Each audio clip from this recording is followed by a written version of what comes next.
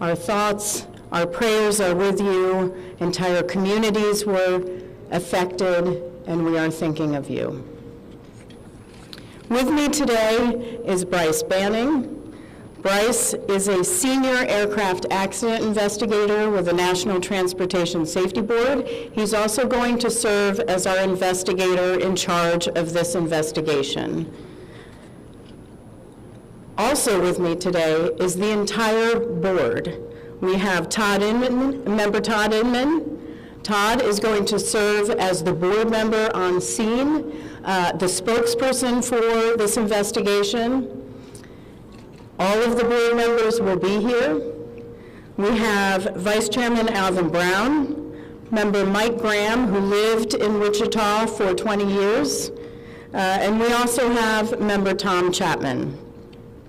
The NTSB's headquarters is just a mile from here.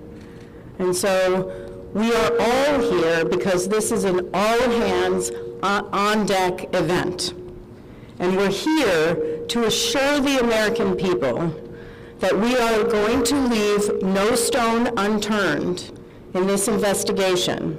We are going to conduct a thorough investigation of this entire tragedy, looking at the facts. Now, with that, I want to level set. When we go to the scene, and we were here last night, we allow the responders to do their important safety mission, which in this case was search and rescue and recovery. We stand back to allow them to do their important safety mission. And so this, for us, is our first full day on scene with our entire crew coming together. We have about nearly 50 people on scene, and in addition to our resources back at headquarters in our labs and throughout the agency. So with that said, we are not going to get into specific facts in this press conference. I want to level set here. We're going to get into our investigative process. As we are able to confirm factual information, we will provide that. I do want to say this is a whole of government effort. I was able to brief, along with others, the President of the United States and the Vice President this afternoon. I want to thank them for their leadership, for their tremendous support of the NTSB, for our investigators, and for the responders that are on scene doing an important mission. I also want to thank Secretary Sean Duffy, who I was communicating with early on after we first got word of this tragedy. We've been working together throughout the day, along with his team at the DOT and within FAA. I also want to thank Secretary Pete Hegseth, who was also integral in working with us today.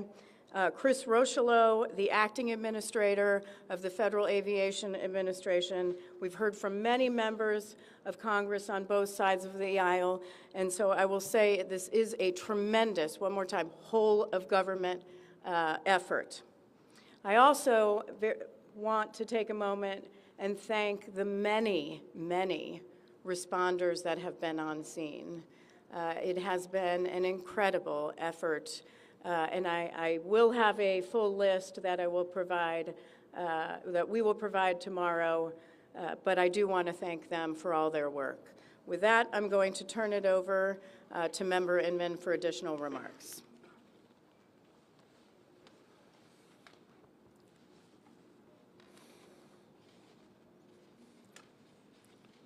So today is our first full day on scene. Our investigative team will be on scene as long as it takes in order to obtain all of the perishable evidence and all of the fact-finding that is needed to bring us to a conclusion of probable cause.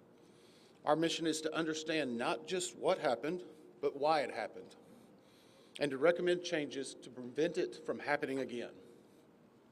Since we're just beginning our investigation, we don't have a great deal of information to share right now. We will keep you informed by giving regular updates as we learn more. Our intention is to have a preliminary report within 30 days and the final report will be issued once we've completed all of our fact-finding and investigation. Now, we will not be determining the probable cause of the accident while we are here on scene, nor will we speculate about what may have caused this accident. Today, we will be going and having an organizational meeting and establishing our parties to our investigation.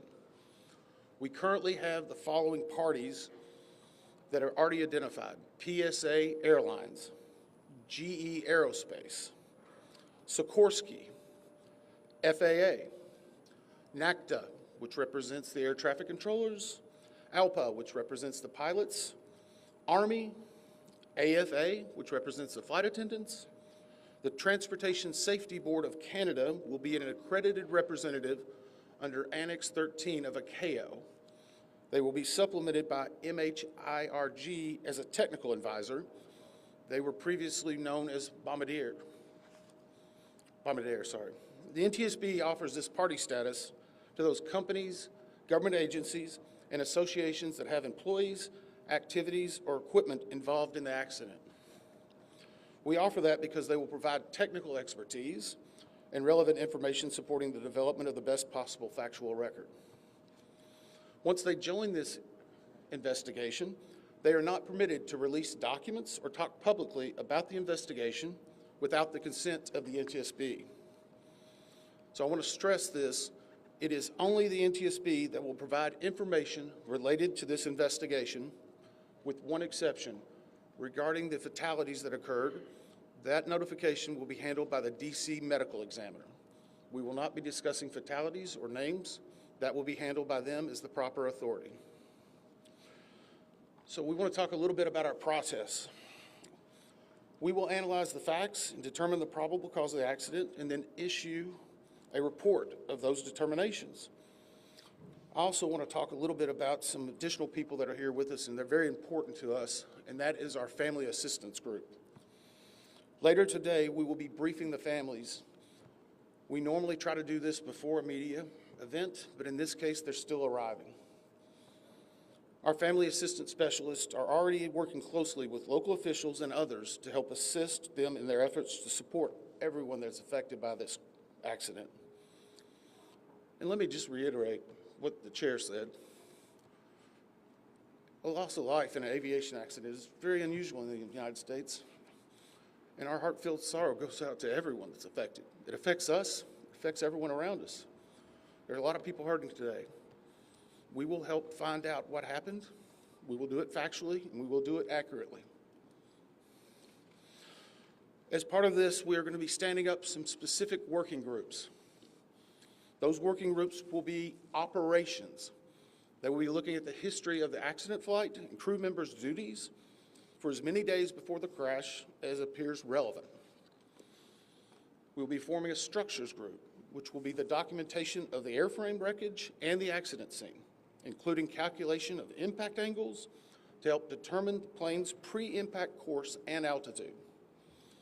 We'll have a power plants group. They will do the examination of the engines and the engine accessories. We'll have a systems group. They will study the components of the plane's hydraulic, electrical, pneumatic, and associated systems, together with the instruments and elements of the flight control system. We'll have an air traffic control group. They will do reconstruction and review of air traffic control systems provided to and including acquisition of pertinent flight track surveillance information, what you might typically think of as radar or ADSB, along with controller pilot communications. We will also have a survival factors group. They will be doing the documentation of impact, forces and injuries, community emergency planning, and all crash and fire rescue efforts. Also, due to the unique nature of this crash, we will be having a helicopter group as well. Lastly, we will have a human performance group, and this will not be its own group. It will actually be a part of the operations, air traffic control, and helicopter groups. They will study the crew performance and all before the accident factors that might be involved in human error, including fatigue, medication, medical histories, training, workload, equipment design, and work environment. Now we're going to take a few questions, but I will again stress We don't have a lot of information now. We will continue to gather that. We will try to release it as we can, but we will only talk about the facts of the case that we know right now. I'm going to ask, we'll call on a few people. I'm going to ask that you state your name, affiliation. James Matthews from Sky News. So we've heard from President Trump today talking about DEI hiring policies within the FAA and associating that with the cause of this accident. What do you say to that? Well, unfortunately, I didn't hear the remarks. I was briefing House and Senate members, but I believe, Chair, would you like to take that? As part of any investigation, we look at the human, the machine, and the environment. So we will look at all the humans that were involved in this accident. Again, we will look at the aircraft, we will look at the helicopter, we will look at the environment in which they were operating in. That is standard in any part of our investigation. I'll turn it back. Chair, can I ask you, has the flight data recorder been recovered yet? And what is the difficulty in a water disaster like this, which presents a very difficult environment for your investigators and the people out on the water right now? Well, the question was on the flight data recorders. And we have not recovered the flight data recorders yet. We know they're there. They are underwater. This is not unusual for the NTSB. We have many times recovered flight data recorders in water. We have our lab right here that is about a mile from the NTSB, so it's not unusual. And once we get those, we'll be able to get those read and information from them to be able to provide further information to you. I'm going to turn it back over to Member Inman. Sir. Henry with CBS News. Earlier today, Defense Secretary Pete Hegseth said a mistake was made last night. Based off of you all's initial investigations and preliminary findings, have you all been able to tell whether this was human error or mechanical failure? The question was, has there been human error or mechanical failure? We don't know what we know just yet. We do not know enough facts to be able to rule in or out human factor, mechanical factors. That is part of the NTSB investigative process and where all of these groups will come together. It's one of the reasons why the NTSB is known as the gold standard. We will take the time that's necessary, but I'd also like to reiterate, if we find something that is a significant issue that warrants immediate action, we will not hesitate to make those recommendations and make them public. We have a good track record on that, and we want to continue doing so. Sir. Hello, Sir. Tom Costello with NBC News. Does it hurt your investigative process, maybe for the chairman, does it hurt your investigative process to have the president already suggesting possible causes here as you try to keep an open mind and begin this investigation? Tom, with all due respect, I think the press also likes to state what probable cause is before we get to the probable cause. So what I'm going to say is you need to give us time. You need to give NTSB, it's not that we don't have information. We do have information. We have data. We have substantial amounts of information. We need to verify information. We need to take our time to make sure it is accurate. That's best for you. That's important for the families. It's important for legislators who are seeking answers to try to figure out what they're going to do about this. And so it will take time. We do have a lot of information, but we need some time to verify that. Yeah, Member Chase Williams with Fox Business. I'm wondering about the conditions in the tower last night. Were there any performance issues in the past with any of these controllers? Anything of that? The question is about controllers. As I said, we are just now forming the groups. The controllers do have union representation, which they are entitled to. They'll be working with our party system and our party groups. They'll be conducting interviews. Those interviews will need to be analyzed, transcribed, and other team members will need to look over it. It'll be a long process, but we will go through the entire history. My question is for the chairwoman. Can you tell us more about what the president and the vice president's responses were when you briefed them this afternoon? Sure. So the question was about my briefing for the president and the vice president. As is standard, we offer briefings on our process and what we know, and this was a briefing with the President and Vice President and with Secretary Duffy and Secretary Hegseth and also the acting administrator of the FAA. There was discussion on what we know so far and our process, and that was about it. Madam Chairwoman, Stephanie Ramos with ABC News. Similar to Tom Costello's question, the President has stated what may have caused the crash, stating common sense. Does that affect your progress at all at this early stage? Yeah, so the NTSB, we conduct an important safety mission where we take a very careful approach. I'm sorry, the question was on speculating during investigations, which is we often hear about. What I will say is we look at facts on our investigation, and that will take some time. And at some point, we'll be able to provide that factual information, as Member Inman said, and provide that hopefully tomorrow.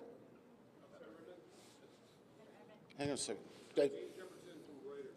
Have you been able to retrieve the black boxes from the helicopter? Has the military decided whether they're going to read those to the NTSB? And what about the ATC tapes? Have you answered those? So the question was about black boxes, which are referred to as black boxes, which are typically orange. We have not recovered any of the boxes involved yet. We feel comfortable and confident that we will be able to. Right now, recovery of life is probably most important in those that were involved. I mean, there are still ongoing recovery efforts involving the fatalities involved, along with some debris is coming out as well. We will make sure that that perishable evidence is maintained. We have a great process for that. We will probably have more than one black box, so to speak. It's our understanding that the Sikorsky helicopter is equipped with some form of recording devices, and those will be read either by the DoD or by us. We have a good starting relationship with them, and we've already made agreements in order to be able to do that. So I feel comfortable in what we're going to be doing. The other question was about air traffic control. We received a very large package of information from the FAA at about 3 a.m., I believe, this morning. That is still being reviewed and analyzed. I would say there's a lot more information that usually comes in that than what you may find online and people might speculate about. And that is part of that overall process where we take the time to get the information correct and to make sure all the parties are engaged and involved and can fact check that information. One. Gabe Cohen from CNN. Can you tell me if the NTSB has reviewed this FAA internal report that has been cited by the New York Times indicating that the controller that was on duty at the time of the crash was doing a job that's usually done by two people? We have not reviewed any specific reports about the controllers at this time, at least from the leadership team.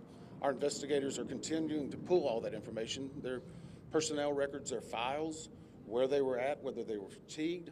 All that information will be part of that investigative process. But right now, we can't speculate on anything that may have been reported in the media until we get the opportunity to validate and understand how it impacts the investigation. We're going to take just a few more questions. Sir? Yeah, Oren Khanna, Zebra Magazine. What's the process and the logistics like of bringing the families in? Are they coming into the airport? And how are you going to sort of treat the sensitivity of bringing them to the place where this tragedy happened? So the question is about the families. And many of those families are still en route. Some are still being notified from both the military and from the commercial crash. There is a family assistance facility that's being stood up by American and PSA Airlines in Bethesda, Maryland. They've already been working on that, standing it up. Our team from our disaster assistance team has also been coordinating with them. We plan on briefing them. It is customary that at some point, if the families wish to go to part of the accident site, that we would arrange such a thing, but it will only be when we know that it's safe, we have the correct perishable evidence, and we can do it in the proper modesty that should be for those family members. It will be a little bit of a process, but it will take some time. Sir, to follow up on the air traffic control. No, sir, or you? I know that Marielle Carville with DC News now. We've heard from some witnesses that they saw people were able to come down the slides of the plane. Has there been any indication that people made it off the plane into the water? Well, again, we will not speak to the fatalities. The D.C. medical examiner will, but I think the D.C. fire chief this morning very succinctly said correctly that we believe there are no survivors. But were they off There- the plane? Like, did they even get out of the plane? Last question? We, so, hang on one second. Right now, we're going through the debris fields. Nothing we've seen would indicate that maybe slides or chutes were deployed. It was a very quick, rapid impact, but we've seen nothing in that regard so far from the evidence we have, but we still need to verify all of that information. One more question? Sorry, Sam, Sir, are you going to be looking at the family member's cell phone? Go ahead. Jeff Cook, ABC News. What do you know about the altitude of the helicopter at the moment of impact? And can you talk about the procedure for such helicopters in that area? The question was about the helicopter procedures. And in D.C., it's kind of a unique environment. We've been getting briefed more and more by the FAA. I'm not an air traffic control specialist, but they're actually helicopter zones, if you will, or tracks. And this one was transiting, I believe, from track 1 to 4 as part of their normal procedure. If you live in D.C., you see a lot of helicopters going down into this area. So there's a very well-defined system in that regard. As far as altitude, until we get the additional information, we can't validate or basically corroborate any of that until we get more of the electronic data and the data that's on the plane. I do want to clarify one question that also came about cell phones. You know, in today's age and time, a lot of electronics and other devices do contain a lot of different information. We've found on a number of our accidents that we actually are notified through a smartphone that may sense that. As part of our process, we will obviously treat all of the effects of the deceased with dignity. We are already starting to pull that information together.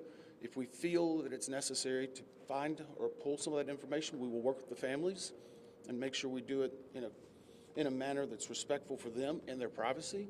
But right now, we don't have any plans specifically on that amount, on that area until we need to. Thank you very much.